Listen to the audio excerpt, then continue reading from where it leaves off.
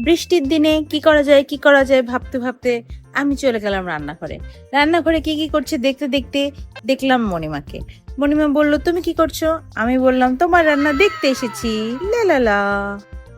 আমি যেতে যেতেই মণিমা পেঁয়াজ, রসুন, মরিচ সব দিয়ে দিয়েছে। ওহো, কি মিস।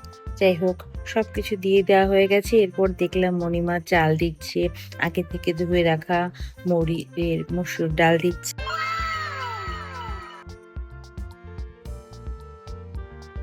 মসুর ডাল দেওয়া হয়ে গেলে আর চাল দেওয়া হয়ে গেলে মণিমা খুব সুন্দর মতো খিচুড়িটা নাড়াচাড়া করলো। নাড়াচাড়া করে একটু লবণ দিল, একটু হলুদ দিল, একটু বেশি করে হলুদ দিয়ে আর একটু কাঁচা লঙ্কা দিয়ে সুন্দর মতো নাড়তে থাকলো।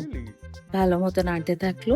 নাড়তে নাড়তে দুটো রসুনও দিয়ে দিল, দিয়ে ভালো মতো নাড়াচাড়া করতে থাকলো।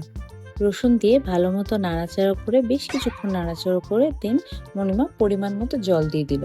ততটুকুই জল দিল যে খিচুড়ির উপর যেন তেল মরিচ সবকিছু ভাসতে থাকে, ভাসা পর্যন্ত জল দিতেই হবে। তারপর এটা ঢেকে রাখতে হবে। ঢেকে রাখতে হবে যাতে খিচুড়িটা সম্পূর্ণ ফোটা পর্যন্ত সুন্দরভাবে এটা ঢেকে রাখতে হবে। ঢেকে রাখতে হবে ঠিক ততক্ষণই যতক্ষণ জলটা সম্পূর্ণ ফুটে খিচুড়িটা সুন্দরভাবে ম্যারিনেট না হয়। এবং খিচুড়ি যখন মাখো মাখো হয়ে যাবে তখন তার মধ্যে ভালো মতো ঢেকে রাখার পরে ওটা উঠিয়ে দেখতে হবে খিচুড়িটা মাখো মাখো হয়েছে কিনা। খিচুড়িটা যখন মাখো মাখো হবে তখন হালকা একটু চিনি ছিটিয়ে দিতে হবে। এটা হলো মণিমার রেসিপি। যখন দেখা যাবে যে পুরোপুরি মাখো মাখো হয়ে গেছে তখন সামান্য পরিমাণ ঘি ছিটিয়ে দিতে হবে পরিবেশনের আগে। দেখা যাবে অস্থির একটা টেস্ট আসছে, জাস্ট অস্থির। এই টেস্টটা তো ভোলার নয়। ব্যাস, মণিমার খাবার রান্না রেডি। আমরা ঝটপট চলে যাবো এখন সবাই মিলে খেতে।